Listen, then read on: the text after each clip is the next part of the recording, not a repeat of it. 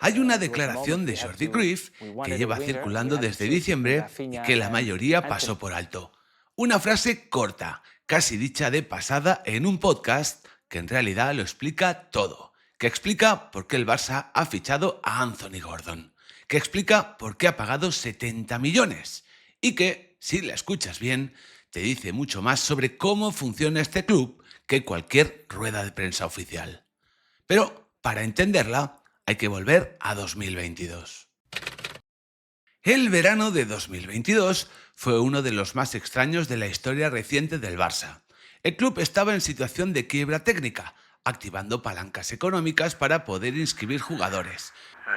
A ver, sí, a ver, la tercera palanca, sabéis que hemos procedido a la venta del 25% de Barça Studios. Con la liga mirando cada movimiento con lupa. Y en ese contexto, con el dinero contado y el fair play financiero convertido en una pesadilla burocrática, la dirección deportiva tenía que tomar una decisión.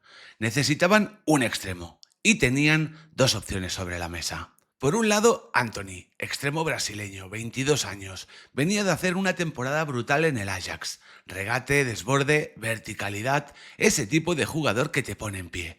Xavi lo tenía en el radar, Cruyff también. El problema es que costaba una barbaridad y venía de la Eredivisie, una liga que, seamos honestos, no es exactamente el escaparate más fiable para medir el nivel real de un futbolista. Por el otro, Rafinha, también brasileño, también extremo, pero con una diferencia fundamental. Llevaba 2 temporadas dominando en el Leeds United de Bielsa, en la Premier League, la liga más exigente del mundo. Y eso, para el Barça de ese momento, no era un detalle menor, era todo. There was a moment we wanted a winger and we had to choose between Rafinha and Anthony. And when you have a fair play issue, of course, Anthony in the end went for much more money than anybody expected. But we really had to make choices based on, okay, if he succeeded in the Premier League and things go wrong, we'll always get our money back. So we will always be able to send him to the Premier League. And Rafinha, you looked at Anthony closely? We looked at both, basically. Yeah. But Anthony we like because it's the Spanish. Yeah. I mean, now he's in Betis and he's doing a really good job. Like, he's a special player. But back then, we were thinking, if we sign a player from Holland and things go wrong, you'll never get your money back. And when you have a fair play issue, you have to calculate all the risks. Not just think he's going to succeed, but you need to think, okay, if he doesn't succeed, how can we solve it? Ahí está. Dicho con esa claridad brutal que a veces tiene la gente cuando ya no está en el cargo. El Barça no fichó a Rafinha porque fuera mejor que Anthony. Lo fichó porque, si salía mal, podían venderlo. Era una operación con red de seguridad incorporada. La Premier como garantía de retorno. El sello inglés como aval financiero. En el fondo, no era tanto un fichaje deportivo como una decisión de gestión de riesgo. We were actually almost obliged to look always at the English market. I mean, we went for Aubameyang, who, I don't know the rumors or the stories that came out of England, but for us, he was a fantastic professional, always smiling, working hard. Like, I don't understand what, but for us, he was a fantastic signing. We also went for example, Christensen, who was also a free agent. We went for, I think it was Gundogan at the time, also free agent. There's a few more. Y funcionó. El Barça ha hecho oficial el principio de acuerdo con el Leeds para el traspaso de Rafinha al conjunto blaugrana. Aunque de manera oficial no han trascendido las cifras del acuerdo, estas podrían alcanzar los 58 millones de euros más 9 en variable. Rafinha cuajó, se convirtió en uno de los mejores jugadores del mundo y el argumento quedó sepultado bajo sus goles y sus asistencias. Pero la lógica estaba ahí, esperando. Ahora avanza el calendario hasta mayo de 2026.